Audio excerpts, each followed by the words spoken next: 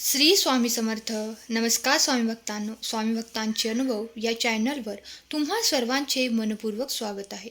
स्वामी तुमच्या सर्व चांगल्या इच्छा पूर्ण करोत ही स्वामींचरणी प्रार्थना. आज मी तुम्हाला स्वामी सेवेकरी दादांना आलेला अनुभव त्यांच्या शब्दात सांगणार आहे. दादा म्हणतात, आम्ही मुलुंड येथे बाबू निवास नामक वाडीमध्ये कोपऱ्यातल्या एका खोलीत राहत होतो. माझे वडील राणे येथे समर्थ कोऑपरेटिव्ह सोसायटीत कामाला होते. त्यावेळेस ठाणे येथे दत्तयाग चालू होता. माघ महिन्यातील भागवत वंद एकादशी होती.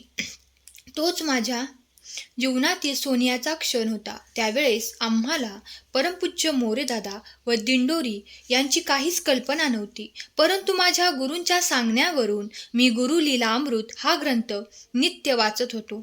त्या दिवशी म्हणजेच माघ एकादशीला वार गुरुवार माझे आई वडील नित्यानुसार पहाटे उठून त्यांनी आपले सगळे कर्म आटोपले आणि वडील पूजेला बसले.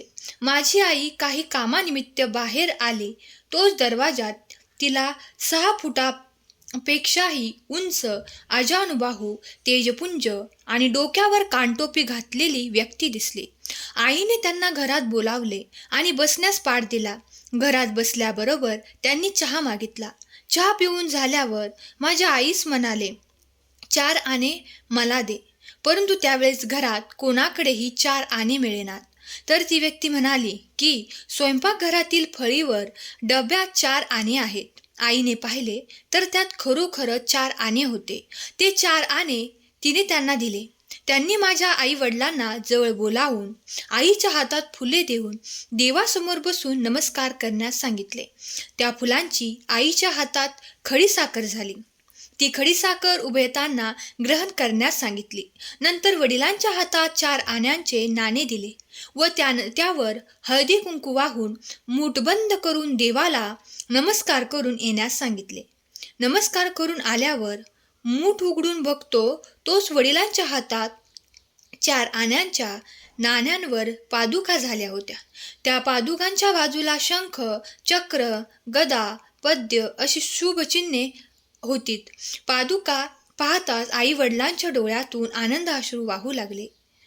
ते उभयता नमस्कार करण्याकरता वाकल्याबरोबर त्यांना आलिंगन दिले आणि सांगितले की तुमच्या घरात गंगा वाहील. मी सुद्धा आई वडिलांच्या सांगण्यावरून त्यांना नमस्कार केला.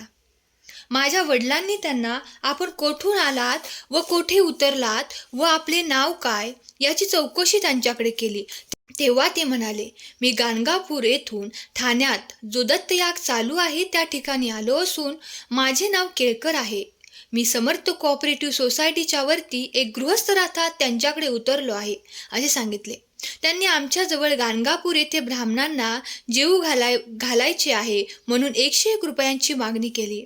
परंतु परिस्थिती देण्यासारखी नसल्याने आम्ही त्यांना फक्त 11 रुपये दिले. ते 11 रुपये घेऊन ते घरातून निघाले. मी आणि माझे वडील त्यांचे मागोमाग गेलो.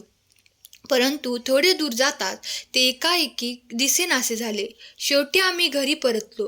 दुसऱ्या दिवशी त्यांनी ठाण्याचा पत्ता ज्या ठिकाणी ते उतरले होते तेथे जाऊन चौकशी केली, पण असे कोणीही केळकर नावाचे गृहस्थ आले नसल्याचे कळले. नंतर दत्तयागाच्या ठिकाणी सतत 3 दिवस चौकशी केली, तेथेही असे कोणीही गृहस्थ आले नसल्याचे कळले.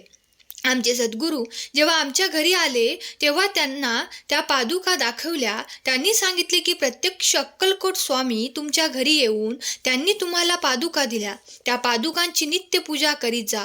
अजूनही त्या दिवसाची व त्या क्षणाची आठवण झाली की अंगावर आनंदाचे रोमांच उभे राहतात. तर असे आहेत आपले श्री स्वामी समर्थ महाराज, जे आपल्या भक्तांना पावन करण्याकरता धावून येतात व भक्तांची इच्छा पूर्ण करतात. असा होता आजचा माझा छोटासा अनुभव. श्री स्वामी समर्थ. स्वामी भक्तांनो, स्वामी सेवेकरी दादांचा अनुभव आवडला असल्यास अनुभवास लाईक करा, शेअर करा. श्री स्वामी समर्थ. धन्यवाद.